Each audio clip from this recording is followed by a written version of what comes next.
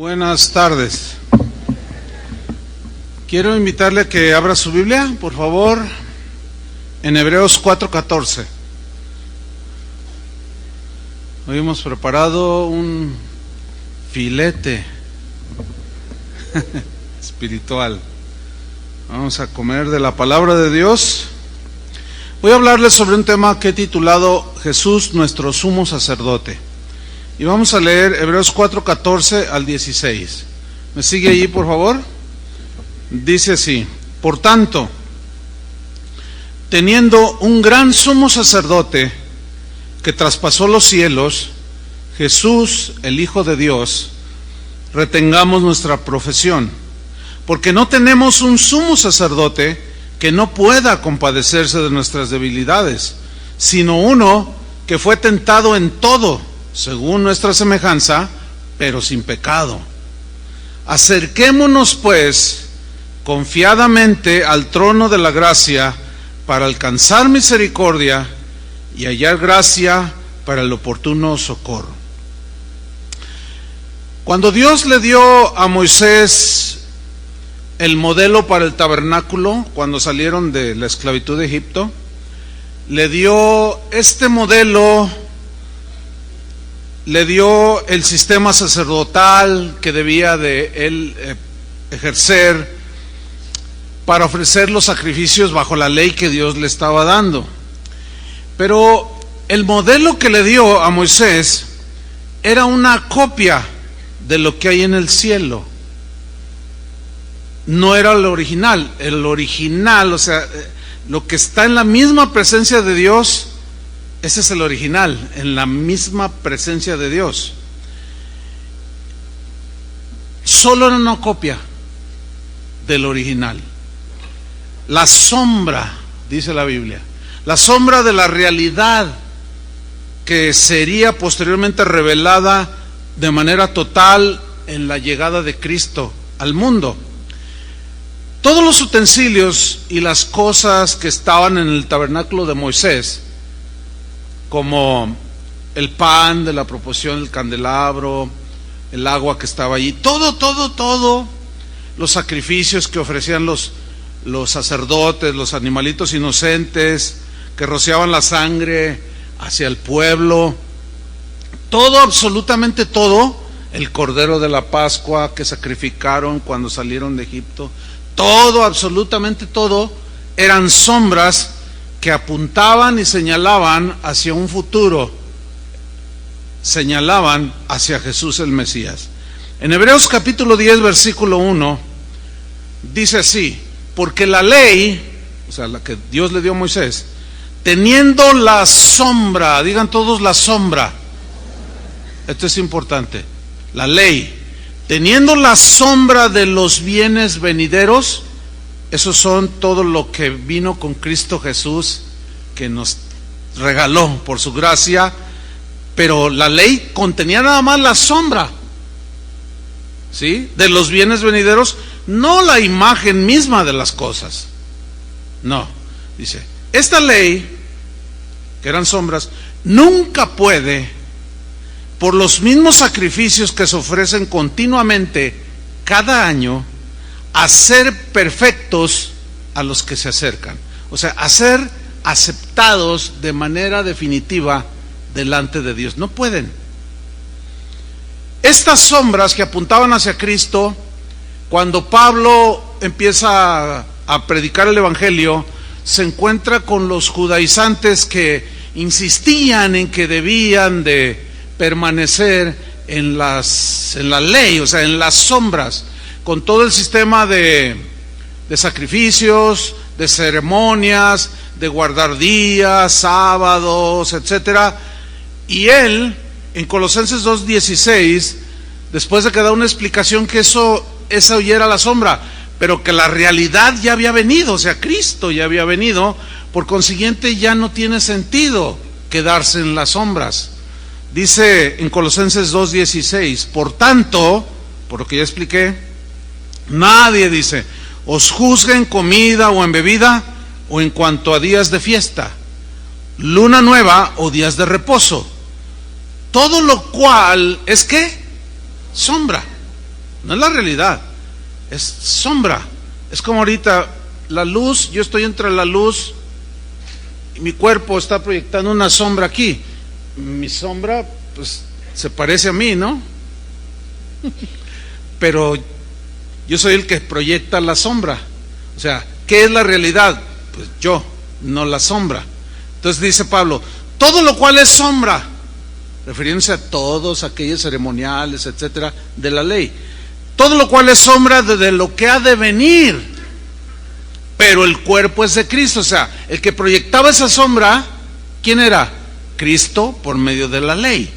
Ahora, esos mismos versículos en la versión en lenguaje actual se lee así: por tanto, que nadie los venga a criticar por lo que comen o beben.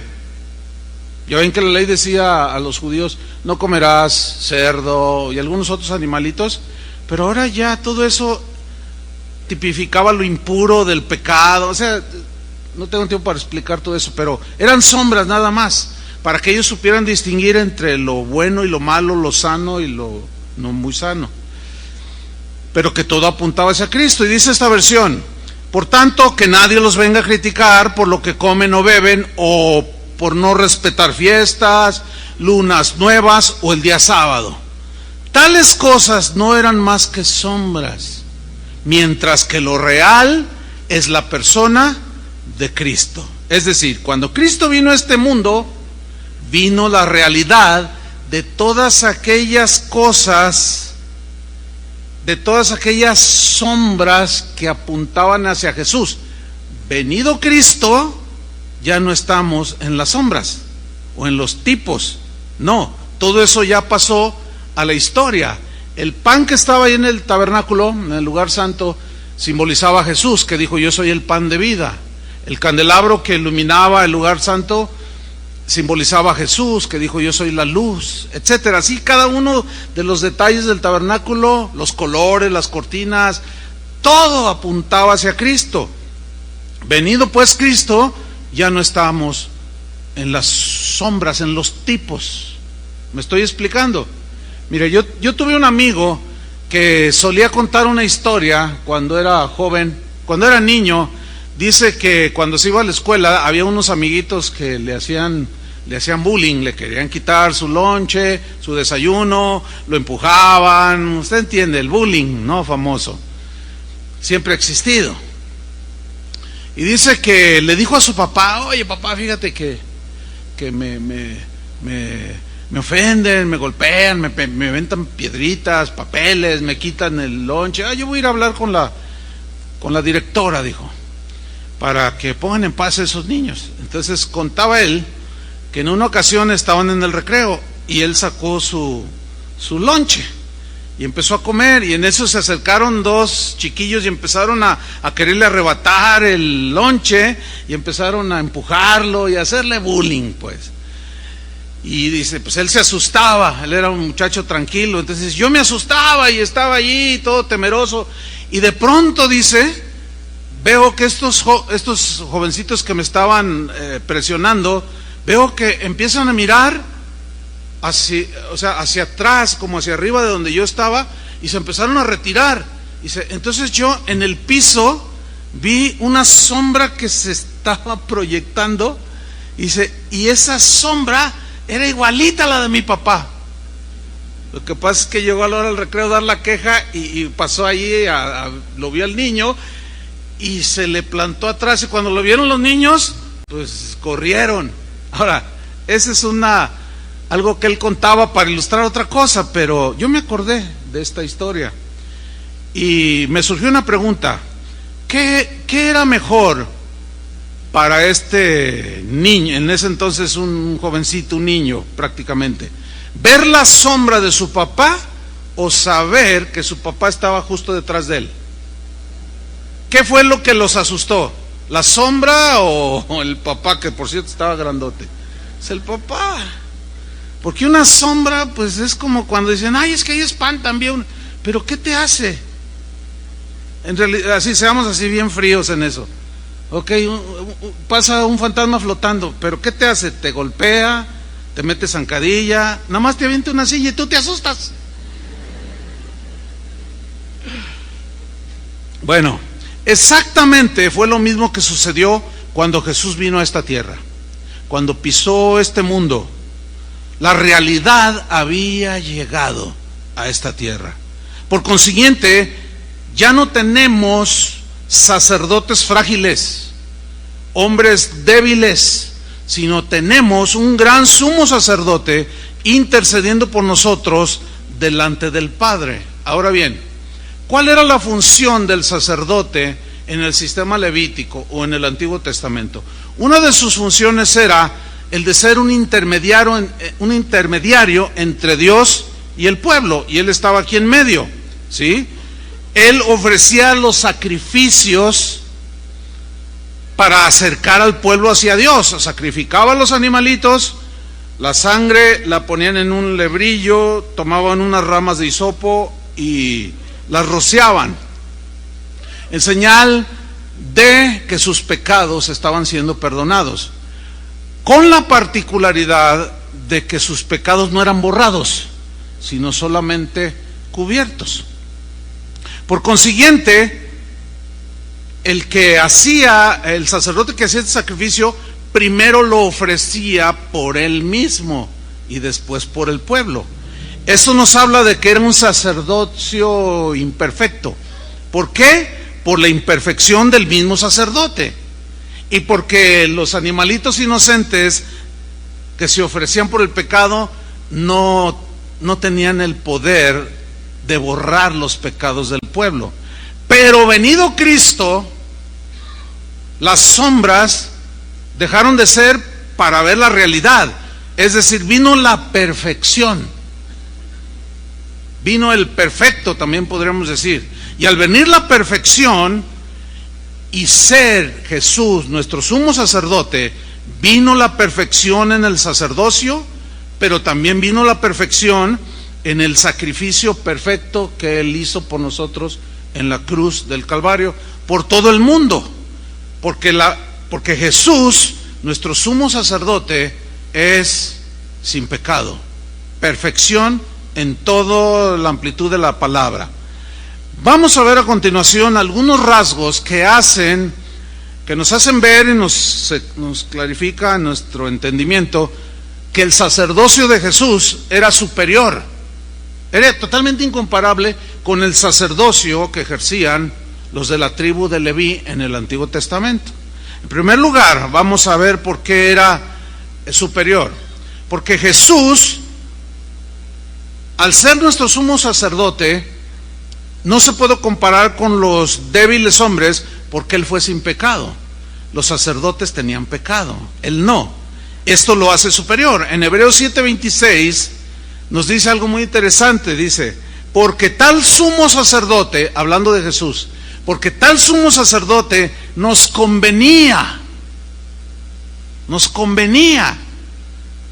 Y luego empiezan a narrar su carácter santo, es decir, pues totalmente puro, lleno de santidad, inocente, no era culpable de nada, sin mancha, totalmente limpio, ¿sí?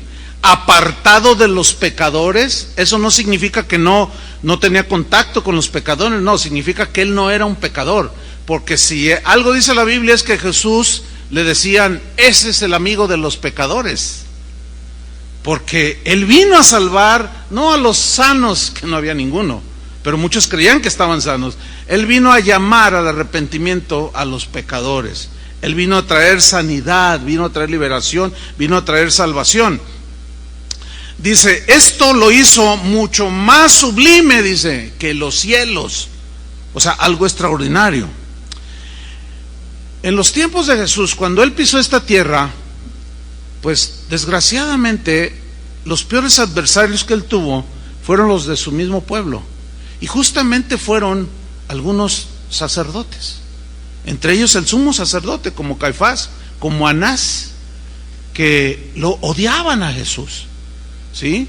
Y en una ocasión, hablando con ellos, teniendo un conflicto con ellos, Él dijo unas palabras que en su boca, en la boca de Jesús, suenan perfectamente normales, no suenan descabelladas, Pero esas palabras que Jesús dijo en los labios de cualquier ser humano suenan descabelladas, suenan hasta heréticas, ¿sí? Aberrantes.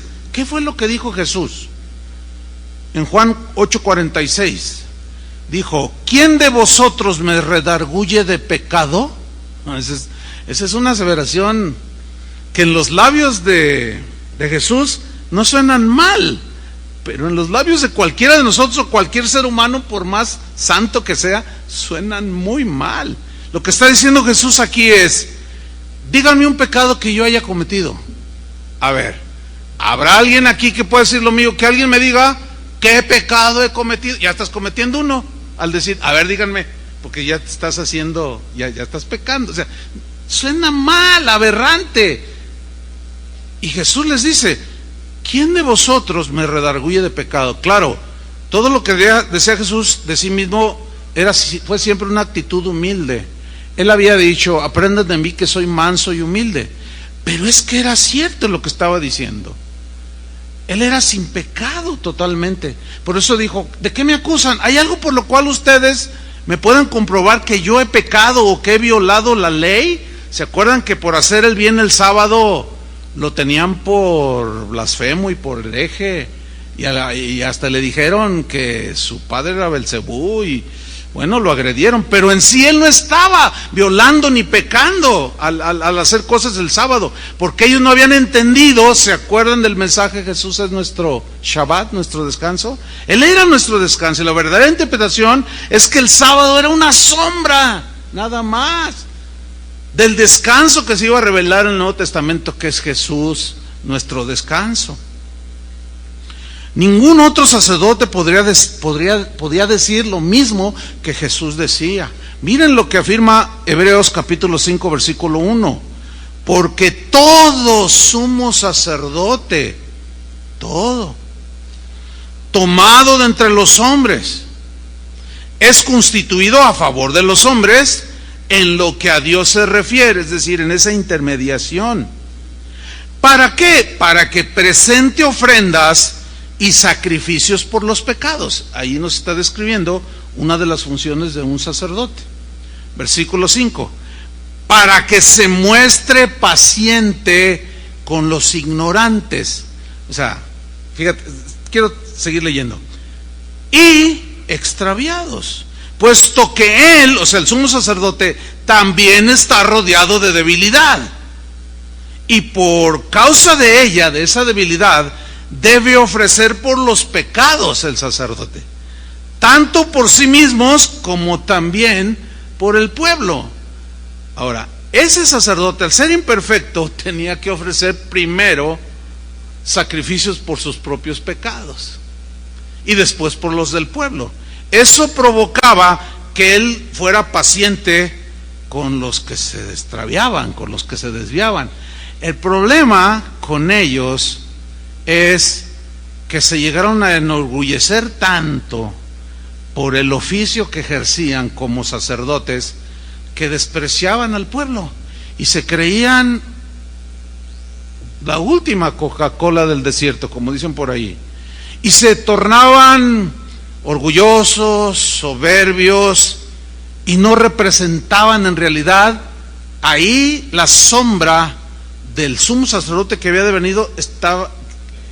venir, estaba distorsionada por los representantes. ¿Entiende? Tanto así que en los tiempos de Jesús, los sumos sacerdotes que estaban allí, Caifás y luego Anás, ellos habían consentido, ellos mismos se habían corrompido, habían vuelto la casa de Dios en cueva de ladrones. Y cuando Jesús llega y saca a todos los que hacían negocios con los animales que se ofrecían en sacrificio, porque había gente que venía de lugares muy lejanos, por consiguiente no podían cargar con su borreguito o con su vaca. Entonces la avaricia en los sumos sacerdotes o en el sumo sacerdote de ese tiempo era que se le ocurrió la gran idea de decir: bueno, para que ellos cumplan con la ley, vamos a ofrecerles nosotros los sacrificios, o sea, los animalitos, y se los vamos a vender. El problema es que se los vendían al doble o hasta el triple de su valor. Y cuando llegaban del norte de África, del Asia Menor, a los que eran prosélitos o que eran judíos, a ofrecer sus sacrificios, llegaban y decían, bueno, pues no traemos, pues ¿cómo voy a traer el becerro? Entonces, bueno, pues allá venden. Entonces, ¿cuánto vale? No, pues tanto. Oiga, pero vale tanto, si lo quieres. Bueno, se veían obligados, forzados. Entonces ellos traían monedas de sus países y llegaban a las mesas de los cambistas, y si estaban como está el peso ahora, 20 por $1, decían, no, pues te vamos a dar 10 por 1. Oye, pero vale 20 si quieres. No, eran voraces. Entonces habían hecho todo un negociazo allí, llega Jesús y los echa fuera de su casa. El sumo sacerdote se había corrompido, el sumo sacerdote se había vendido, el sumo sacerdote estaba lleno de avaricia. Por eso es que nos conviene que nuestro sumo sacerdote no sea un hombre cualquiera, sino el mismísimo Hijo de Dios. ¿Cuántos le dan gracias? Bueno, en segunda instancia tenemos que al ser sin pecado, nuestro sumo sacerdote, que es Jesús, pues él no tenía que ofrecer sacrificios para sí mismo, ¿no? Si él no había sido sin pecado. Por consiguiente, él sabía que según la ley se tenía que ofrecer un animalito inocente, pero recordemos que él fue llamado el Cordero de Dios, que quita el pecado del mundo. Es decir, él no tuvo que ofrecer sacrificio por los pecados, para sus propios pecados. Él era santo, pero él era el sacrificio perfecto. En otras palabras, él se ofreció a sí mismo. Dice en Hebreos 7:27, refiriéndose a Jesús, que no tiene necesidad cada día, como aquellos sumos sacerdotes, de ofrecer primero sacrificios por sus propios pecados y luego por los del pueblo. No, por esto lo hizo una vez para siempre. ¿Qué hizo? Ofreciéndose a sí mismo. Él era el sacrificio perfecto, sin mancha. Jesús, por consiguiente, es totalmente diferente a los sacerdotes del Antiguo Testamento, que eran débiles, que eran frágiles, eran pecadores.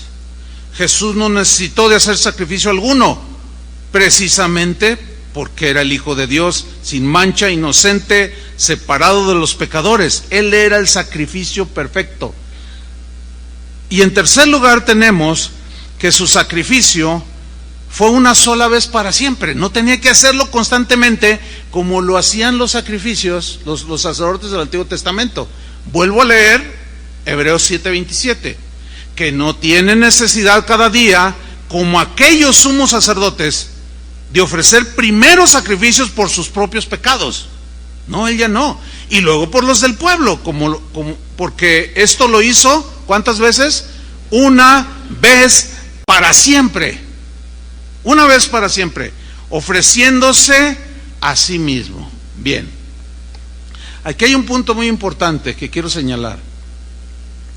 Cualquier persona que se precie de ser cristiano, de cualquier denominación cristiana, pero que diga cosas como, bueno, sí, eso allí dice, y sí, pues Jesús es nuestro sumo sacerdote, pero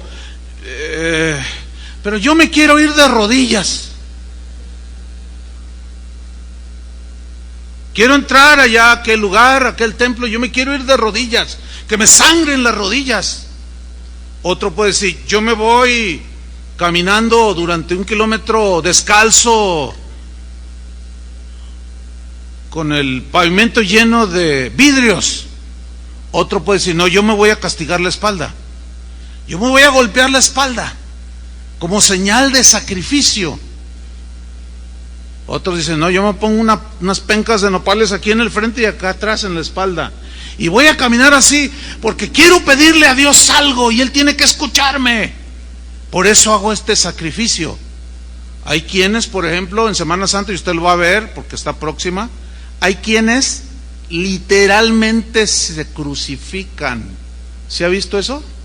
Póngale atención a todas esas manifestaciones religiosas de ese tipo que se dan durante Semana Santa. En Filipinas, por ejemplo, los traspasan con clavos, los clavan de veras, y en los pies también, con la supuesta creencia de que haciendo eso Dios los va a aceptar y los va a recibir. Escúcheme bien, quien hace eso puede hacerlo por dos razones.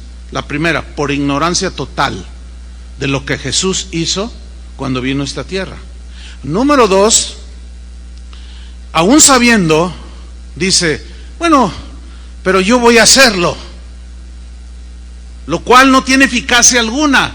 Pero lo que es peor, cuando alguien hace una cosa así, está diciendo que el sacrificio de Jesús no fue perfecto. Entonces, si nosotros pudiéramos seguir haciendo sacrificios, ya aquí ya hay una distorsión terrible. Entonces, por demás vino Cristo a este mundo. Si hubiera quedado allá y nosotros, bueno, hubiéramos hecho, usted se va hasta, qué sé yo, hasta Zapopan, descalzo, caminando, qué sé yo. No, hermanos, no. Esa es una total distorsión. Porque el sacrificio perfecto eliminó todas las sombras. ¿Entiende? Ya se hizo de una vez por todas. Ya no hay sacrificio, ni para expiar nuestros pecados, ni para recibir el favor de Dios. Ahora bien, la mayoría, o la gran mayoría de los que estamos aquí, no tengo la menor duda que procedemos de un sistema religioso que ustedes entienden a qué me refiero, ¿no? ¿A qué sistema religioso? Donde se nos enseñaron muchas de estas cosas. Pero un día llegó el Evangelio a tu vida, llegó Cristo, naciste de nuevo y empezaste a caminar con el Señor. Y dice, ahora decimos los cristianos, decimos, no, yo ya no soy un idólatra. Fui un idólatra, pero ¿será esto del todo verdad? El sistema del cual procedemos, se nos quedaron muchas cosas en el corazón y en la mente, de manera que cuando llegamos a Cristo, quizás ya no tenemos una imagen allí de alguien, pero podemos tener como ídolo pues otras cosas. Es más, la avaricia misma es idolatría, dice la Biblia, ¿cierto? Dice que desechemos la avaricia, que es idolatría. Ahora, la idolatría es repudiada por Dios, porque ¿qué es un ídolo? Un ídolo es alguien o algo que toma el lugar de Dios, ¿sí? Eso es un ídolo. Y nosotros ya no tenemos pues figuras, imágenes a las cuales les podamos pedir o hacer mandas sacrificiales para ganarnos incluso su favor. Ya no, ¿verdad que no? Una vez alguien entró y pues era la primera vez que venía y le hacía así, dice, no, aquí no está Dios, decía, porque no veía nada de... Entonces, llegamos a los caminos del Señor, pero ahora ya no tenemos ese tipo de idolatría. Pero hay otra que quizás es más peligrosa. Porque un ídolo, yo dije, es todo aquello que ocupa el lugar de Dios. Y fíjese usted que para una esposa, el esposo podría ser como un ídolo, o viceversa, o sus hijos, o hasta un pastor, ¿sí? Y ocupar el lugar en su corazón que le pertenece al Señor. Hay un caso en la Biblia cuando los israelitas fueron pues sojuzgados por uno de sus múltiples enemigos que tenían y capturaron el templo y un lugar donde estaba el arca, que simbolizaba el arca del pacto, que simbolizaba la presencia de Dios. Y este pueblo era pagano, los que habían sojuzgado a Israel, y pusieron ahí donde estaba el arca, pusieron a un lado un ídolo de un dios, una estatua de un tal Moloch. ¿Han leído esa historia? Y dice que lo pusieron ahí y era un ídolo que ellos habían fabricado. Y al otro día amaneció derribado. Y los sacerdotes paganos entonces, ¿cómo Moloch se cayó? Y lo volvieron a enderezar. Y al otro día otra vez se cayó. Y lo volvieron hasta que se hizo pedazos. Ahí hay una lección. Que Dios no permite ningún ídolo enfrente de Él. Ni en el lugar que le corresponde a Él. Déjenme contarles una historia. Pues es una historia triste, pero quiero contarla para enseñanza nuestra y prevención. Hace más como 35 años, Casa de Oración tenía pocos meses de haber iniciado. Había una familia ahí, era un matrimonio, muy buenas personas, fieles asistentes, etcétera. Un día estábamos en un convivio y la hermana me dice, a mí, me lo dice a mí, dice, pastor, dice, estamos tan contentos, gracias al Señor.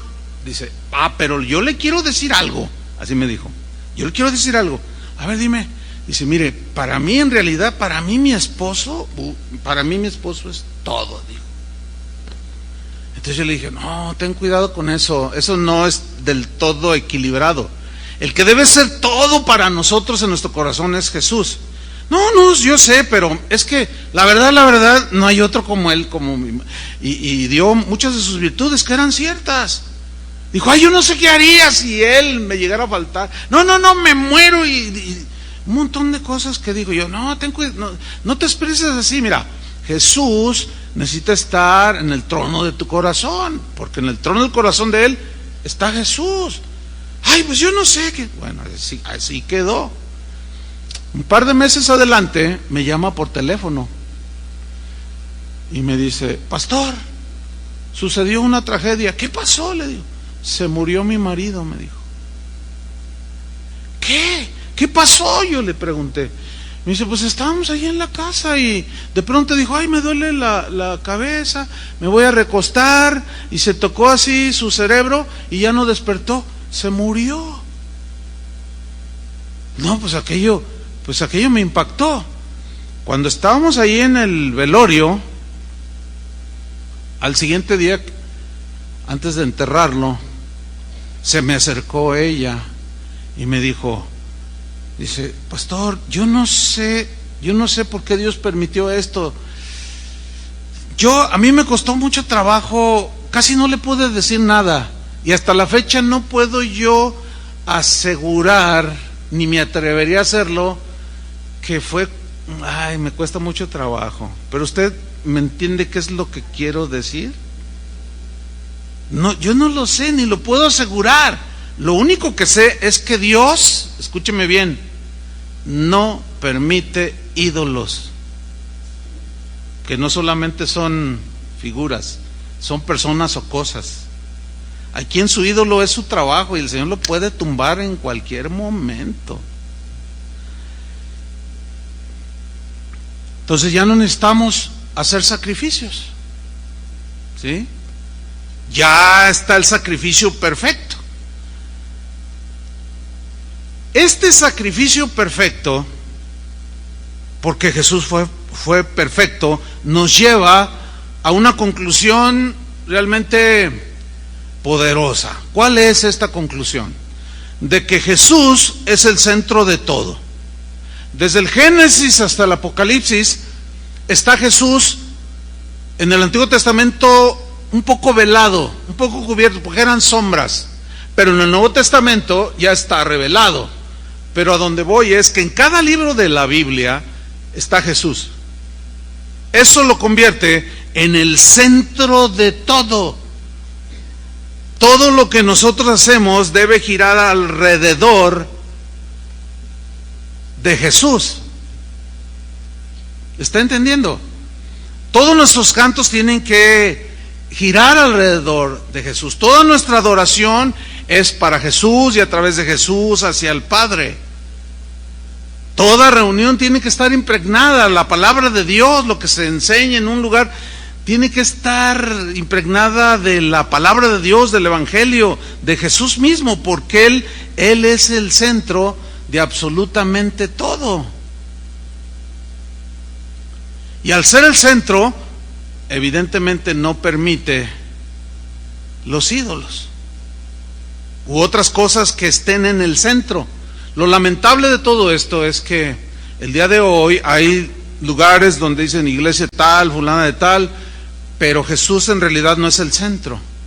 El centro es a veces el mismo pastor que atrae a la gente hacia Él, se hace como imprescindible. Mire, ese mismo sistema religioso en el que nosotros crecimos, casi la mayoría, quizás no todos, pero la mayoría de nosotros, teníamos una imagen más o menos así. Usted iba a la iglesia el domingo y miraba un altar atrás, ¿sí? Y veía un hombre que hacía todo. Oraba, cantaba, rezaba, o sea, él hacía absolutamente todo. Y cuando era tiempo de la Eucaristía, él se volteaba hacia el altar, ¿sí? Y hacía todo lo que tenía que hacer conforme a su ritual. Entonces, esa impresión se nos quedó muy grabada y llegamos a conclusiones como, bueno, es que el sacerdote es el que está más cerca de Dios y es el que nos acerca a Dios. Bueno, según la Biblia ya no es así. ¿Está entendiendo? Ahora, ¿cómo se genera un problema ahora en nosotros? Se genera de esta manera, que, ok, ya recibimos a Cristo, creímos en Cristo y ahora usted viene, ¿sí?, a escuchar la palabra, a alabar al Señor, y usted empieza a darse cuenta que ahora ya usted puede orar directamente a Dios, y empieza a conocer muchas cosas, pero todavía en el fondo de su mente y de su corazón hay una idea, y es la siguiente. La voy a ilustrar. Llega un matrimonio y dicen, pastor, necesitamos consejería matrimonial. ¿Nos puede atender? Entonces, por supuesto que sí, pero mire, como aquí vienen varios miles de personas, debemos de tener un orden. Yo ahorita no lo puedo atender por obvias razones. Requiere seriedad una consejería matrimonial, como todas las consejerías. Estas requieren tiempo, etcétera. Entonces, mire, llame a la oficina. Esto es por cuestión de orden, nada más. No es por otra razón. Y usted va a solicitar una cita para su consejería. Entonces las personas dicen, pero queremos que usted nos atienda. Entonces yo sé por dónde va el asunto, porque creen que yo soy el que está cerca de Dios nada más, y Chava, Toño, Chuy, Julio, ellos no.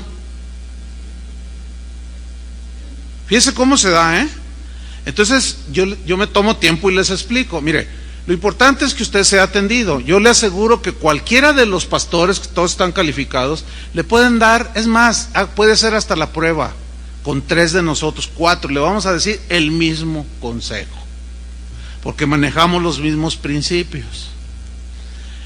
Ay, pues es que, pues sí, yo sé, pero nosotros queremos que usted nos atienda.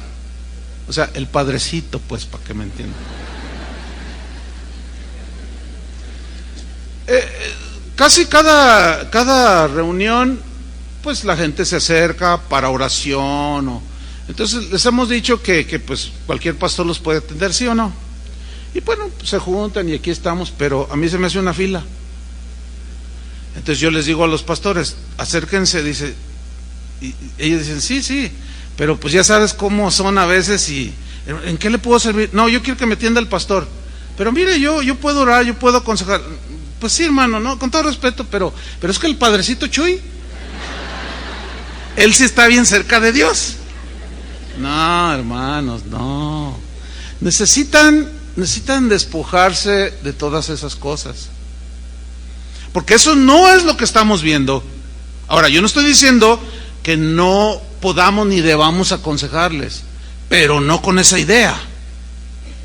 ¿Me explico? Porque todos estamos frente al Señor por la sangre del Cordero. La única diferencia entre ustedes y nosotros los pastores es que a nosotros nos tocó cuidar el rebaño, eso es todo. Pero somos exactamente iguales. Somos iguales de pecadores, y igual de perdonados. La misma sangre que te limpió a ti me limpió a mí, entonces por eso somos hermanos.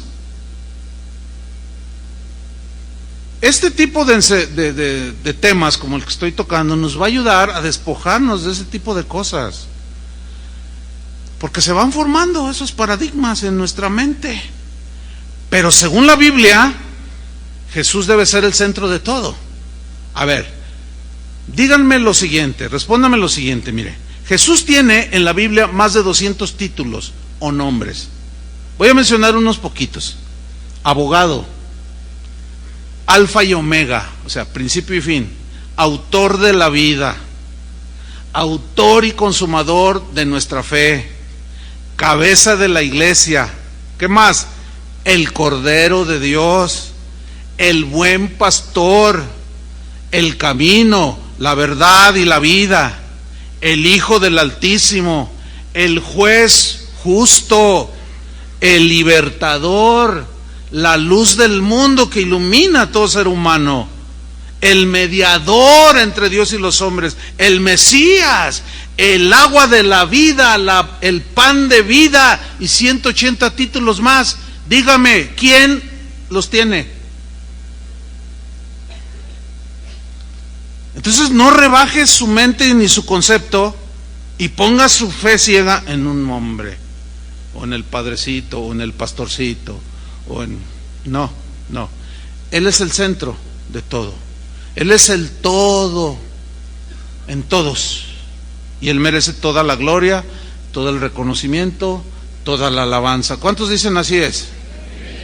Y por supuesto, dentro de estos 200 títulos está el de nuestro gran sumo sacerdote. El cuarto aspecto de la superioridad del sacerdocio de Cristo por encima de todos los hombres del sacerdocio elegidos por la ley fue que Jesús no fue elegido según la ley, sino por juramento divino, porque era necesario que Dios hiciera las cosas poco a poco para la postre terminar con lo perfecto, con la perfección en la persona de Cristo. Hebreos 7:28 nos lo dice, porque la ley, dice, constituye sumos sacerdotes a débiles hombres. Porque la ley decía que debían de ser de la tribu de Leví. ¿Se acuerda que Abraham, en él se originó la nación hebrea? Abraham tuvo un hijo que se conoce como el hijo de la promesa. ¿Cómo se llamaba? Isaac. Isaac tuvo dos hijos, Jacob y Esaú. Bueno, Jacob, que posteriormente Dios le cambió el nombre a Israel, él tuvo 12 hijos, ¿se acuerdan? Todos tenían Rubén, Isaacar, etcétera, etcétera. Y uno de ellos se llamaba Leví. Bueno, esa fue la tribu que Dios escogió para que fueran los levitas y los sacerdotes. Nada más de esa tribu. Entonces dice aquí en Hebreos 7:28, porque la ley constituye sumos sacerdotes a débiles hombres, pero la palabra del juramento, o sea, que Dios dio, posterior a la ley, e inclusive anterior al Hijo, dice, hecho perfecto para siempre. Y aquí el escritor de la carta a los Hebreos está mencionando el Salmo 110, versículo 4, que dice así: juró Jehová, fíjate, juró Jehová, y no se arrepentirá. Y este es uno de los llamados salmos proféticos que profetizaban la venida del Mesías, y quién sería, y cómo sería, y cuál sería su función, y una de ellas era la de sumo sacerdote, perfecto. Dice, tú eres sacerdote, ¿para cuándo? Para siempre. Pero luego menciona una frase bien interesante: según el orden de Melquisedec, según el linaje de Melquisedec, dice, iba a ser este sacerdote para siempre, o sea, Jesús, el Hijo de Dios. Pero yo quiero que pongamos atención a este Salmo 110, versículo 4, porque aparece un personaje un tanto misterioso, que se llamaba Melquisedec. Melquisedec. ¿Quién era este sacerdote? Porque en otra parte dice que era sacerdote del Dios Altísimo. ¿De dónde surgió este sacerdote? Si todavía no estaban los levitas. ¿De dónde salió este sacerdote Melquisedec de manera misteriosa? Bueno, vamos a tratar de explicar este misterio. Pero Melquisedec aparece solamente 2 veces en el Antiguo Testamento. Una es en el Salmo 110, versículo 4, y la otra ocasión en la que aparece es en Génesis, después de que habían llegado unos de los enemigos vecinos que tenía en ese entonces Abraham, y llegaron y los asaltaron, los robaron y secuestraron a Lot. Ese fue el primer levantón en la historia. Y se lo llevaron secuestrado para esclavizarlo, qué sé yo, quizás o matarlo. Se lo llevaron a Lot. Entonces dice la historia en la Biblia que Abraham tomó a sus criados, se armó y fue a rescatar a su sobrino Lot. Y lo hizo. Lo rescató y rescató todo lo que les habían robado y todavía despojó, porque los acabaron, y regresó con muchas riquezas. Y cuando él venía, mire lo que dice el Salmo 14, Génesis 14, versículo 18, después de que regresó de esa batalla. Entonces Melquisedec, rey de Salem y sacerdote del Dios Altísimo, ¿qué hizo? Sacó pan y vino. Pan y vino. ¿Recuerda usted cuando Jesús estaba con sus discípulos en la última cena? ¿Qué sacó? ¿Qué tenía ahí en la mesa? Pan y vino. En el caso de la última cena el pan representaba el sacrificio de Jesús. Dice, este es el pan que por vosotros es partido. O sea, hablando del sacrificio. Y esta es la sangre del nuevo pacto. Este vino es la sangre del nuevo pacto. Era una simbología, obviamente, ¿no? No tenía 2 cuerpos, el pedazo de pan allí y su cuerpo. No. Era una simbología de su cuerpo, de su sacrificio. En otra parte, cuando Jesús, en el Evangelio de Juan, cuando Jesús andaba aquí en la tierra, dijo declaraciones que a los judíos los perturbaba, porque él decía, el que no come mi carne y bebe mi sangre no puede ser mi discípulo. Y se escandalizaban y decían, ¿cómo nos puede dar a comer su carne?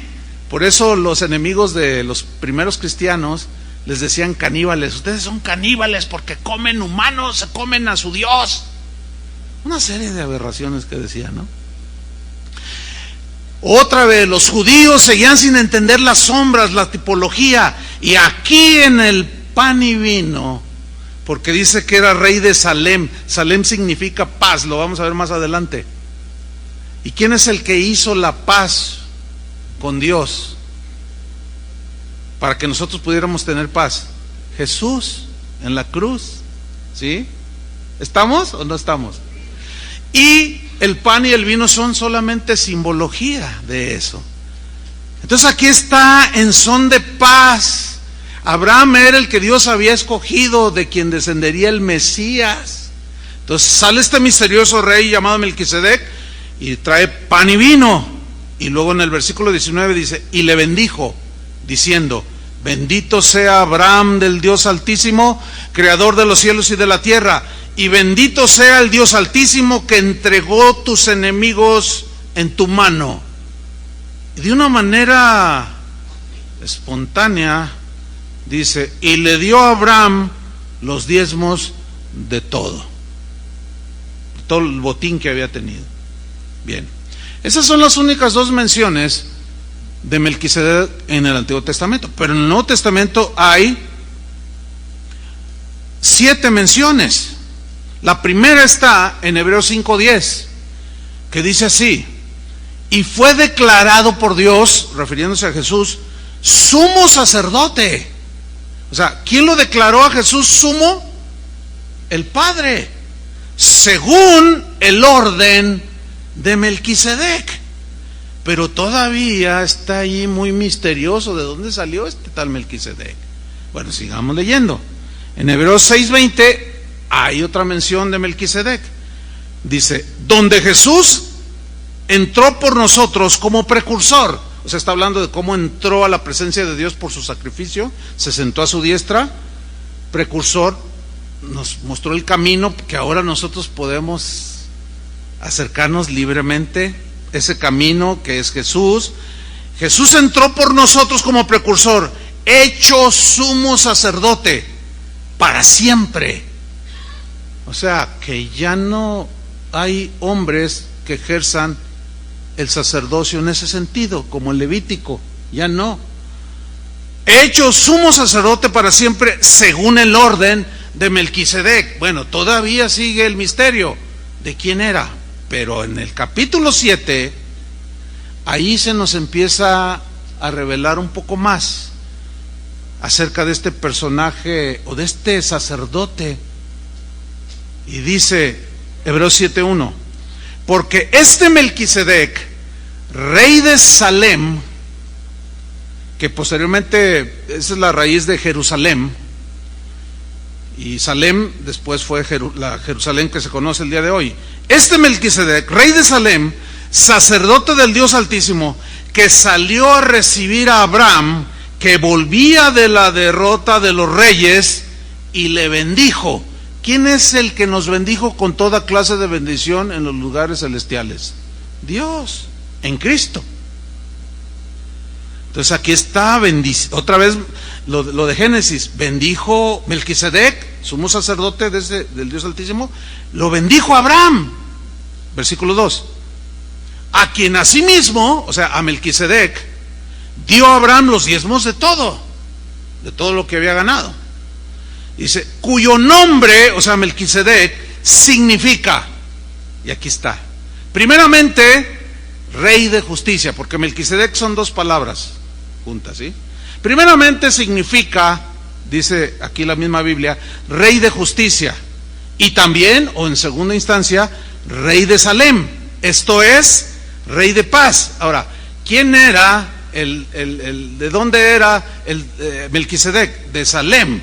Y dice aquí, rey de Salem. Pero yo quiero mencionar algo muy importante. Primeramente, significa rey de justicia, y enseguida, rey de paz. Aquí hay un principio tremendo, hermanos. Un principio que si las naciones, los gobiernos, las familias, y aún en las iglesias, observamos el principio que voy a compartirles a continuación, les aseguro que viviríamos diferente. ¿Cuál es ese principio? Es el siguiente: para que haya paz, tiene que haber justicia. Para que hubiese paz entre Dios y los hombres, la justicia de Dios tuvo que ser satisfecha, aplicada. Es decir, nosotros merecíamos el castigo por nuestros pecados, pero vino el Cordero de Dios, murió en nuestro lugar, pagó por nuestros pecados. ¿Cuántos le dan gracias? Y al creer en su sacrificio, somos justificados por la fe. Tenemos paz para con Dios. ¿Qué fue primero, la paz o la justificación? O sea, la justicia aplicada. La justicia, para después poder tener paz. Escúchenme bien. ¿Saben por qué en países como el nuestro no hay paz? ¿Sabe usted por qué en países como el nuestro hay una inseguridad cada vez más creciente? ¿Sabe por qué los políticos, ya se vienen las elecciones dentro de 2 años para presidente y algunos gobernadores por allí, todos, desde que yo me acuerdo, prometen combatir la inseguridad? ¿Sí o no? Pero preguntamos, ¿por qué no han logrado hacer nada? No solo, ni siquiera bajarla. Se ha multiplicado la inseguridad. Si yo les digo, ¿cuántos de los que están aquí, a cuántos han asaltado? ¿Cuántas manos se levantarían? ¿A cuántos les han bajado los espejos allá afuera? Ahora, tú vas a la policía, lo denuncias, lo agarran, le da un billete y ya lo tienes afuera queriéndote matar. ¿Saben por qué en un país como el nuestro no hay paz? Porque no se aplica la justicia. Todo se queda impune. Si Cristo no hubiera venido, nosotros seguiríamos igual ante Dios, sin paz. Por eso es que Él es nuestro descanso, nuestra paz, ¿sí? Pero es nuestro sumo sacerdote. Entonces, nos está describiendo aquí el significado de Melquisedec. Significa rey de justicia y también rey de Salem, esto es rey de paz. Pero luego el versículo 3 es más descriptivo, hermanos, de algo que ya se nos está revelando en este momento. Dice, ¿sin padre? Oye, ¿quién es el padre de Melquisedec? El sumo sacerdote. ¿Sabe? ¿Sin madre? Oye, ¿quién es la mamá de pronto apareció? Pero ¿y de dónde viene? ¿Sin genealogía? ¿Quiénes fueron sus abuelos? O sea, sin genealogía, sin padre, sin madre, que ni tiene principio de días, ni fin de vida, sino hecho semejante al Hijo de Dios, permanece sacerdote para siempre. Mire, concluimos. Las Escrituras le están dando a Melquisedec atributos que solamente se le pueden atribuir a Dios. Nada más.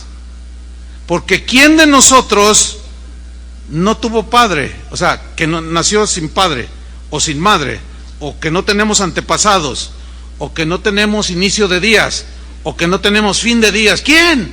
Nadie. Se le están dando atributos que solo Dios posee. Por lo tanto, es muy probable, dice la gran mayoría o un buen número de los eruditos, de los entendidos en la interpretación de la Biblia, de que este misterioso Melquisedec haya sido lo que hoy se conoce, al paso de los siglos se fue añadiendo en el lenguaje, lo que se conoce como teofanía o cristofanía. ¿Qué es una cristofanía o una teofanía? Son apariciones de Dios en forma humana como un adelanto de lo que vendría, como el conocido ángel de Jehová en las Escrituras.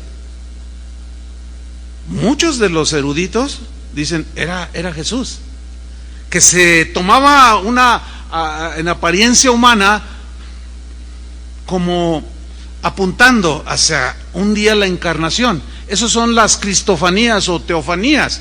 ¿Usted recuerda aquel pasaje de los 3 hebreos cuando fueron echados al horno de fuego? El rey estaba mirando aquello y decía, y de pronto vio a 4 y les preguntó a los soldados, ¿qué no metieron 3 allí? ¿Por qué veo 4? Uno semejante al Hijo de los dioses. Ese fue el título que le dio. Pero ¿quién era? ¿Quién es el que había dicho, cuando estés en el fuego no te quemarás, cuando estés en las aguas no te anegarás? Pues Dios. Pero como estamos hablando aquí del sumo sacerdote y está relacionándolo con Melquisedec, ¿quién era ese sumo sacerdote llamado Melquisedec que apareció antes de la ley? Bueno, probablemente usted puede escuchar o investigar y encontrarse con un par más de interpretaciones. Está bien, porque pues, sigue siendo misterioso. Pero para mí, o sea, a donde yo alcanzo a ver lo que yo alcanzo a estudiar y a captar y a discernir, es esto de que es rey de justicia, rey de paz, sin padre, sin madre, sin genealogía, no tiene principio de día ni fin de vida. ¿Quién es? Pues es Dios, Jesús, en la persona de Jesús. Bien, puede encontrar por ahí otra interpretación, pero como sea, ¿sí? Lo que yo quiero enfatizar es la eternidad del sacerdocio de Jesús. Ahora, volvamos al capítulo 7, versículo 6 de Hebreos, porque estamos allí y leyendo de que aparece este tal Melquisedec, y dice en el versículo 6, Hebreos 7:6, pero aquel cuya genealogía no es contada entre ellos, aquel es Melquisedec, que no es contada entre ellos. Ellos son los sacerdotes ya levíticos, dice, pero aquel cuya genealogía no es contada entre ellos, entre los sacerdotes, tomó de Abraham los diezmos y bendijo al que tenía las promesas. O sea, a Abraham se le había dado la promesa de un hijo y que de él descendería el Mesías. Bien, versículo 7. Y sin discusión alguna, el menor es bendecido por el mayor. ¿Quién era el mayor? Melquisedec, en este caso. ¿Quién era el menor? Abraham. La Biblia dice que Jesús es llamado el hermano mayor. ¿Quién es el que bendice? El mayor bendice al menor. Y todos somos bendecidos por el mayor, que es Cristo Jesús, que está por todo, sobre todo y en todo, y Él llena todo, como cantamos hace un rato. Sigo leyendo. Versículo 8. Y aquí, sigue explicando, aquí en la tierra significa, ciertamente reciben los diezmos hombres mortales, se refiere a los sacerdotes levitas. Pero allí, es decir, en el cielo, uno que se da testimonio de que vive. Versículo 9. Y por decirlo así, en Abraham pagó el diezmo también Leví, que recibe los diezmos. A ver, ¿cómo está eso? Lo que significa es muy sencillo. En Abraham, porque dice en el versículo, en el 10, porque aún estaba en los lomos de su padre, refiriéndose a Leví, cuando Melquisedec le salió al encuentro. Dice, Abraham fue el que va con Melquisedec y le entrega los diezmos de lo que había ganado. Pero en Abraham, en sus lomos, estaba Leví, quien sería, porque era su bisnieto, ¿no? Más o menos así. Y Leví sería la tribu elegida por Dios, ¿sí?, para ser los sacerdotes. Es como en los lomos de Abraham, es como decir, en mí, cuando yo me casé, en mis lomos estaban mis dos hijos.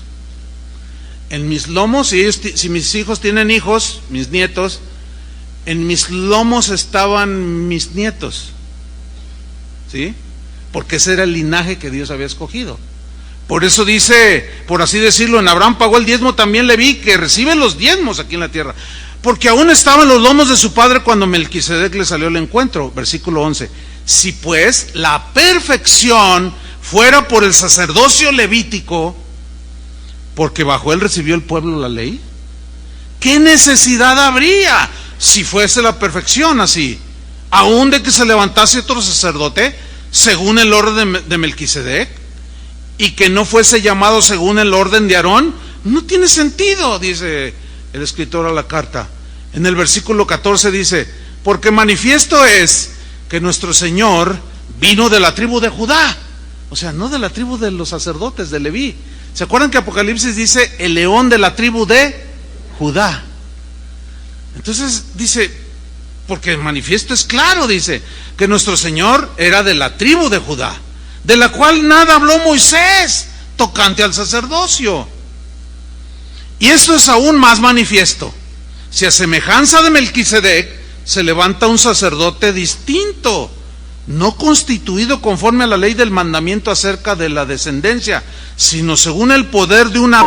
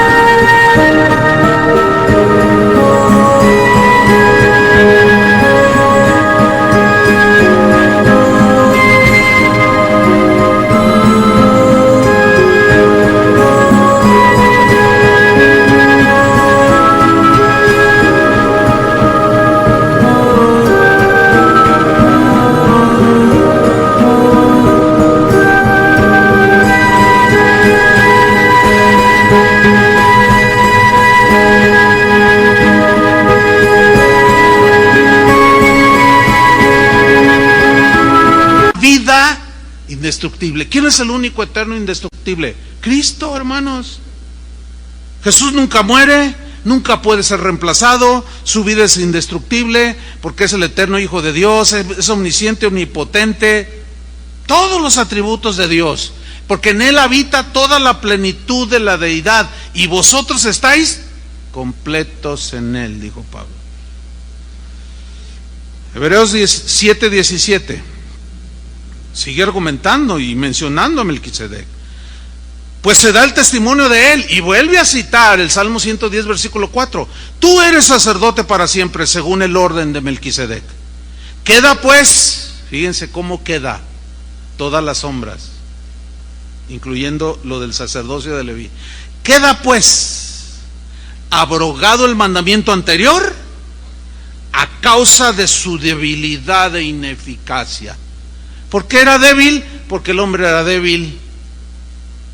Los sacerdotes tenían que ofrecer sacrificios por ellos mismos porque eran pecadores y eso era ineficaz porque la sangre no borraba, solamente cubría. Era ineficaz. Dice el 19, pues nada perfeccionó la ley y de la introducción de una mejor esperanza por la cual nos acercamos a Dios. ¿Cuál era la diferencia de una mejor esperanza, la esperanza de la ley? Que la ley, los pecados nada más eran cubiertos, no borrados. Pero la nueva esperanza es que por el sacrificio perfecto de Cristo, nuestros pecados son totalmente borrados. Déjeme explicarle un poco más a profundidad qué significa esta poderosa verdad en las Escrituras. Ojalá y usted pueda captar en la dimensión mayor que usted pueda. Mire, Dios desde el Antiguo Testamento, aún en la ley, comenzó a decir cosas como: en aquellos días derramaré de mi espíritu, profetizarán, y empezó a decir, en aquellos días, o sea, en la revelación del Hijo de Dios. Entre otras cosas decía, escribiré mi palabra en sus corazones y nunca más me acordaré de sus pecados y transgresiones. Nunca más. ¿Saben lo que significa que Dios nunca más se acuerde de nuestro pasado? ¿Sabe por qué es esa verdad tan poderosa? Porque la sangre de Jesucristo es tan poderosa que cuando usted creyó en Él y se arrepintió, sus pecados fueron borrados, no cubiertos, borrados, ya no existen. Y como Dios es todopoderoso, Él es el único capaz, el único que tiene el poder y lo ejerce de manera deliberada en no acordarse de nuestros pecados. Eso es algo maravilloso, porque si hay algo que produce una transformación poderosa en la vida de cualquier ser humano, es saber que sus pecados, los cuales nos avergüenzan, fueron perdonados. No solo perdonados, sino borrados. Esto significa que usted, al contrario de Dios, los podemos recordar. ¿Usted se recuerda lo que hizo cuando tenía 15 años? Yo sí. Y pues sí, me apena. Pero ¿por qué Dios ya no se acuerda? ¿Se acuerda que hay un acusador de los hermanos? ¿Quién es el acusador de los hermanos? Satanás, dice en Apocalipsis. Que dice, mira tu hija, tu cristiana, ella en 1960 y tantos hizo, y el Señor dice, no me acuerdo, porque está todo borrado, no existe lo que estás diciendo. O sea, Él está defendiéndonos del acusador. Él no se acuerda de lo que hicimos, pero nosotros sí. Yo sí me acuerdo haberme brincado a la casa del vecino y agarrar el balón de fútbol. Me lo robé. Pero ¿por qué a mí no se me borra? ¿Sí se acuerdan de todo lo que... ¿Sí se acuerdan? ¿Sí o no? Y a veces, a no entender esta verdad, decimos, Señor, ¿por qué me acuerdo? Me atormenta. No debería de atormentarte, pero entonces, ¿cuál es el propósito del por qué Dios sí no se acuerda y nosotros sí? Les voy a decir por qué. Voy a tratar de responderles por qué nosotros sí. ¿Saben por qué? Para que no se nos olvide de dónde nos sacó el Señor. Porque resulta que ahora caminamos con Dios y empezamos a crecer en conocimiento, en santidad, en muchas cosas que pueden en determinado momento llenarnos de orgullo. Y empiezas a tener una buena vida delante de Dios, pero algo sucede y te empiezas a sentir más santo que el otro.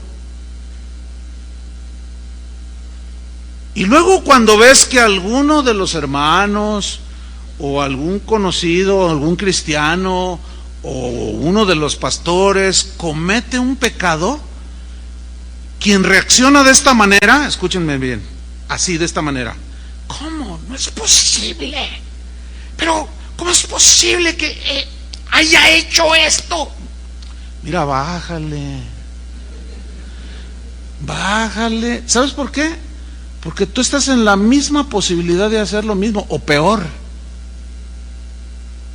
Por eso Dios quiso dejar que nuestra memoria quedara grabado de dónde nos sacó, para que cuando veamos que alguien se equivoca, seamos misericordiosos como Él fue misericordioso. Cuando yo veo a alguien que tiene esa actitud, ¿cómo? Sí, que debería de que... Yo digo, ay Señor, ten misericordia, porque ahí le viene.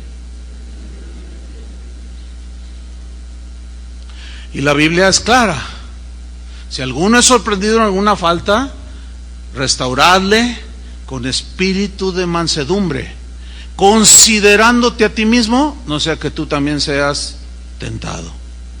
Hay un predicador que yo suelo escuchar, no voy a decir su nombre obviamente, por esta razón.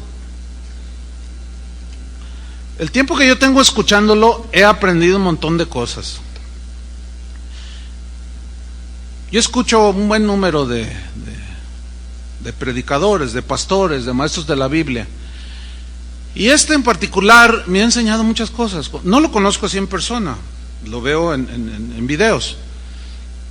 Yo digo, ay Señor, no cabe duda cómo a cada quien tú le das pues la sabiduría para exponer ciertos temas que pues a uno ni le entran o ni por aquí le pasan. Entonces me ha bendecido mucho. Pero hace 2 años él tuvo una caída en cuestiones financieras, ¿sí? Y él había pastoreado por un buen número de años la iglesia que inició. Durante, no sé, 15 años tal vez, se la pasó orando por la gente, los discipulaba, oraba por sus necesidades, haciendo su función como pastor, ¿sí? Cuando alguno caía, siempre les tendía la mano. Se ve en sus enseñanzas como él es, ¿no? Pero le tocó tropezar a él. Y él no se ha quejado, porque yo lo sigo escuchando, a pesar de lo que le pasó. ¿Por qué lo sigo escuchando? Pues porque es un buen maestro de la Biblia, y lo que yo he aprendido creo que está concerniente, a la par con la Biblia. Pero el punto es este, hermanos, que la gente de su congregación lo empezó a abandonar, lo empezó a condenar, ¿sí? Tuvo que ver con unas inversiones que no surgieron, perdió el dinero. Por eso un pastor no tiene que meterse en esas cosas.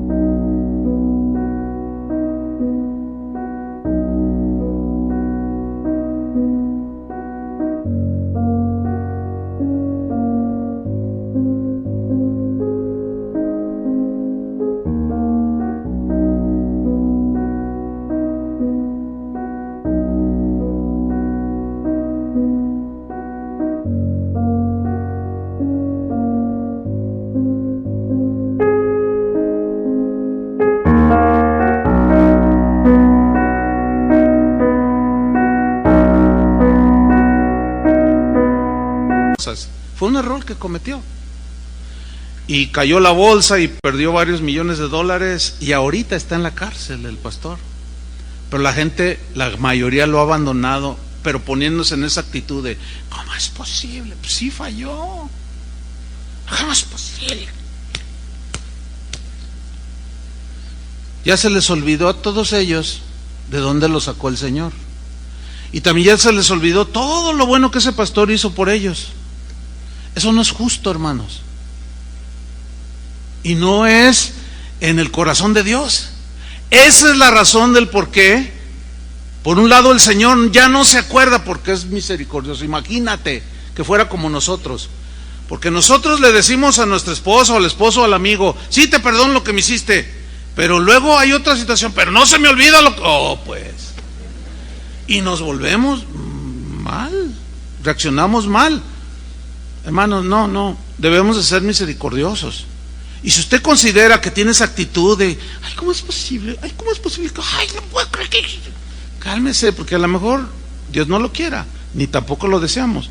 Pero usted puede ser algo peor en su vida. Y muéstrese misericordioso con el que necesita misericordioso. Y bienaventurados serán los misericordiosos, porque ellos recibirán misericordia del Señor. Esa es la razón. Esa es la mejor esperanza que está diciendo aquí en el versículo 19. Nada perfeccionó la ley, y de la introducción de una mejor esperanza por la cual nos acercamos a Dios, porque ya nuestros pecados fueron borrados y eso nos capacita, nos habilita para entrar en la misma presencia de Dios. Dice el versículo 20, y esto no fue hecho sin juramento, porque los otros ciertamente sin juramento fueron hechos sacerdotes, pero o sea Jesús, con el juramento del que le dijo, y vuelve a citar Salmo 110, juró el Señor y no se arrepentirá, tú eres sacerdote para siempre, según el orden de Melquisedec, porque nos convenía, hermanos, tal sumo sacerdote. Dice el versículo 22, por tanto, Jesús es hecho fiador de un mejor pacto.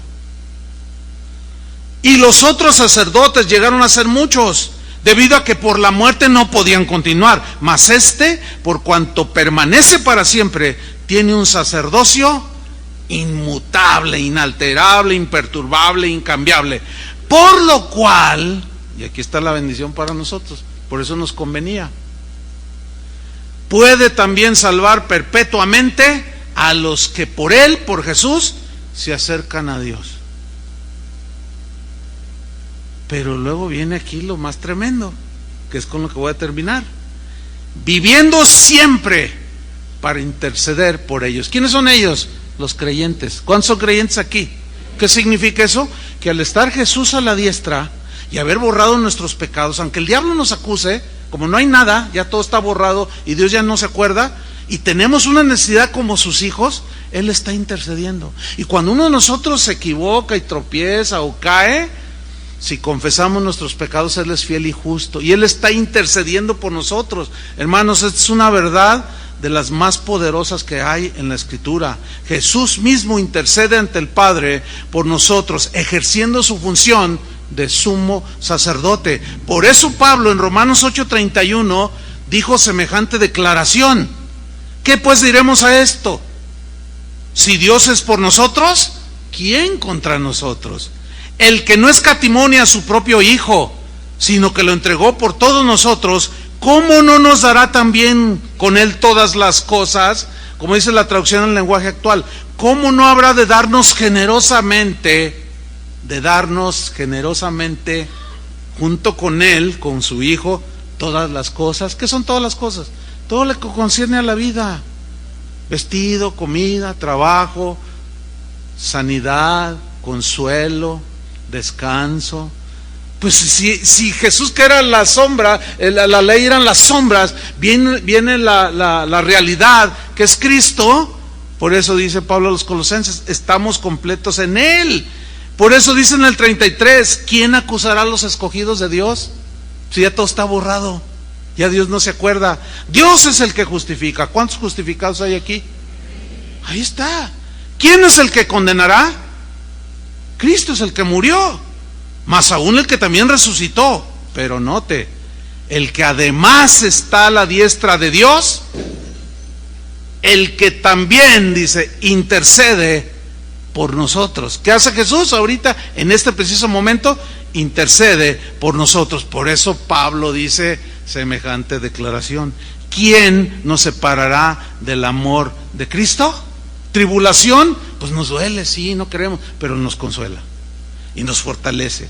¿Angustia? Podemos estar así en tiempos de angustia, valle de sombra de muerte, pero Él siempre estará ahí alentando nuestro corazón, intercediendo delante del Padre. Persecución que nos aflige, ahí va a estar animándonos. Hambre, no solo de pan vive el hombre, sino de toda palabra que sale de la boca de Dios. Desnudez, peligro, espada, como está escrito: por causa de ti somos muertos todo el tiempo, somos contados como ovejas de matadero. Antes, en todas estas cosas somos más que vencedores por medio de aquel que nos amó.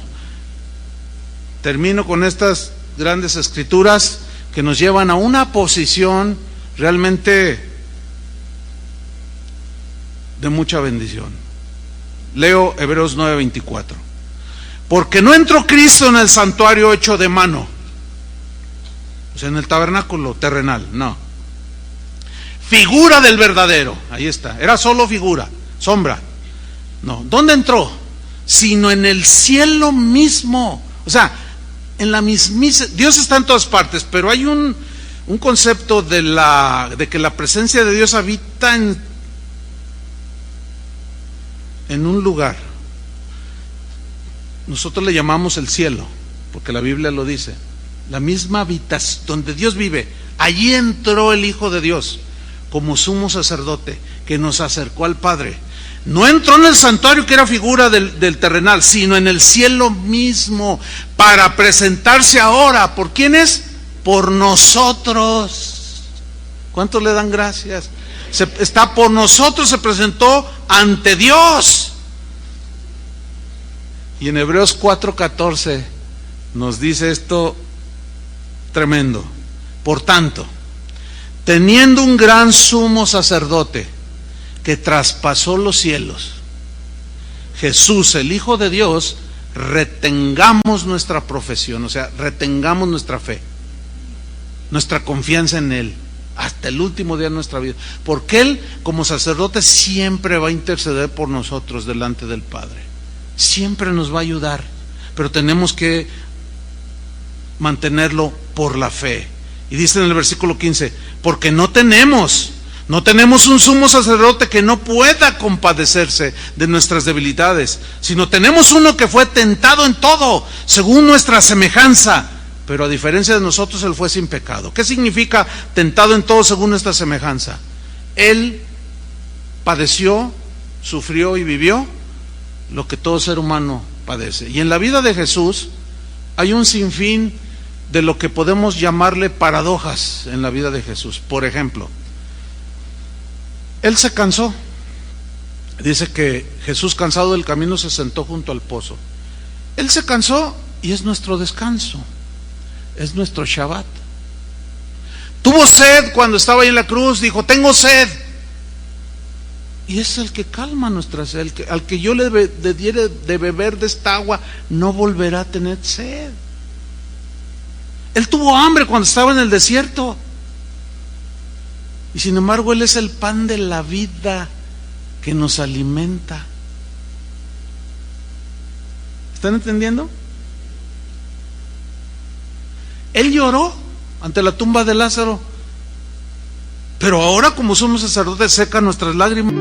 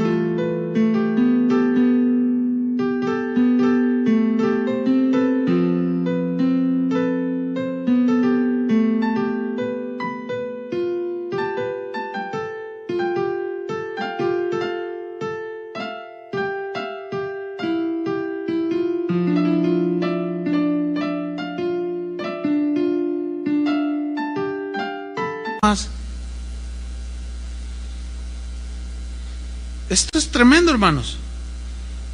No tenemos pues un sumo sacerdote que no pueda, que no entienda lo que estamos pasando, sino uno que fue tentado según nuestra semejanza, pero sin pecado. Y termina diciendo: acerquémonos pues. ¿Cómo? Confiadamente. ¿Cómo es confiadamente? Así como yo lo ilustro así. Cuando mis hijos vivían en casa, ellos no pedían permiso para entrar a la casa de su papá. Ellos llegaban y se metían porque eran mis hijos. Son mis hijos. Y todavía, cuando van, es más, traen llave. Yo a veces llego y ahí está mi hijo, por ejemplo. Ah, hola. No le digo, ¿y por qué entraste? ¿Y con qué libertad? ¿Y con qué permiso? Y no, porque sonaría mal por el simple hecho de que es mi hijo. ¿Cuántos son hijos de Dios? ¿Qué fue lo que nos hizo ser hijos de Dios? Haber creído en Él, haber sido limpiados nuestros pecados, borrados, ya no se acuerda. Podemos entrar ¿hasta dónde? Escuche bien, ¿hasta dónde? A la misma presencia de Dios, donde está Cristo a la diestra sentado. ¿Para qué? Para alcanzar misericordia cuando hemos fallado. ¿Para qué más? Y hallar gracia para el oportuno socorro. Vamos a hacer una práctica sencilla. ¿Quiere hacer una práctica sencilla de esto que dice aquí, de entrar confiadamente? Ok, póngase de pie. No se salga nadie todavía. Vamos a hacer lo siguiente. No tengo la menor duda de que aunque somos hijos de Dios, tenemos situaciones que nos afligen. Puede ser persecución, angustia. Puede haber algún padre angustiado porque su hijo anda en malos pasos, con amigos que no le conviene, que fuman drogas. Estás muy preocupado, angustiado. ¿Te angustia? Tú dices, sí. Alguien puede tener problemas graves de matrimonio por equivocaciones y aún pecados. Sí, pero ¿qué dice la Biblia? Al ser sus hijos tenemos libertad para entrar al lugar santísimo, al camino nuevo y vivo. Dice otra parte en Hebreos que Él nos abrió a través del velo, es decir, de su sacrificio. Eso significa, porque el velo significaba el cuerpo de Jesús. Cuando se rasgó el velo, que Él murió, se rasgó de arriba abajo y se partió. El velo simbolizaba la muerte de Cristo, que se partió. Y Él nos mostró el camino y podemos entrar confiadamente. Otro puede decir, es que estoy enfermo y estoy realmente en una situación porque no puedo trabajar. ¿Y cómo le doy de comer a mis hijos? Bueno, somos sus hijos, ¿no? Y si Él, el Padre, nos dio a su Hijo, ¿cómo no nos dará también con Él todas las cosas? ¿Nos convenía tal sumo sacerdote? Él es el único que llenó los requisitos. Por consiguiente, es el que debemos de tener en el trono de nuestro corazón y en quien debemos de poner toda nuestra confianza. De manera que tú puedes orar, pedir, no solo aquí, no solo digas, voy a ir a la congregación o a la iglesia, como decimos, para hacerle una petición al Señor, y apenas es lunes, te tienes que esperar hasta el domingo. No, ese concepto es del Antiguo Testamento, de la sombra. No, ahora Jesús dijo, mas la hora viene cuando ni en este monte ni en Jerusalén adoraréis al Padre. ¿Qué quiso decir? En cualquier lugar donde un hijo de Dios esté, puede acercarse, nada más cierra tus ojos. Puedes ir en tu auto, puedes ir en el camión, puedes estar en tu casa, en la cocina y aún cocinando. Y con todo respeto, hasta en el baño. Y de pronto viene un suspiro por alguna necesidad que tú tienes. Tú puedes entrar confiadamente al trono de la gracia. Qué privilegio, hermanos. Nos convenía ese sumo sacerdote. Eso nos da descanso, amén. Nos da paz. ¿Quieren hacer una leve práctica? Con el fin de que lo entiendan, se les quede en el corazón y no necesitan venir hasta acá para entrar a la misma presencia de Dios y pedirle. Porque los hijos le piden a los papás. Y nuestro Padre Dios, que es muy generoso, la Biblia dice, Pablo dijo, sean conocidas vuestras peticiones. Levanta tus manos al Señor. ¿Qué vas a hacer? Con confianza, hermano, ahí en su presencia, porque tus pecados han sido borrados. Él ya no se acuerda. Eso te justifica y te da la libertad de entrar. Ahora, ¿qué vas a hacer allí? Pon en sus manos, hermano, tu petición. Si necesitas misericordia, confiésale tus pecados, tus errores. Él es fiel y justo, hermanos, para perdonarnos y limpiarnos y olvidar. Y tú puedes seguir adelante. Pero necesitas la gracia, necesitas el oportuno socorro. Simplemente ponlo en las manos de Jesús. Él es nuestro sumo sacerdote. Él es el que lleva las peticiones delante del Padre. Por eso Jesús dijo: todo lo que pidierais al Padre en mi nombre. Por eso la oración es al Padre en el nombre de Jesús, porque Él es el camino al Padre. Así es que con tus manos levantadas puedes externarlo en voz audible o con la voz de tu corazón o con el gemido de tu espíritu y decirle: Señor, gracias porque soy tu hijo, gracias por este privilegio que ahora tengo, Señor, pero también necesito misericordia y me acerco confiadamente, Señor. Otros quizás le deban decir al Señor: necesito oportuno socorro, ayúdame, Señor. Quizás estés desconsolado, quizás estés triste, que el Señor te dé ese gozo, te sostenga, que te abrace. Dios es un Dios de amor, Él es amor, también es paciente y misericordioso.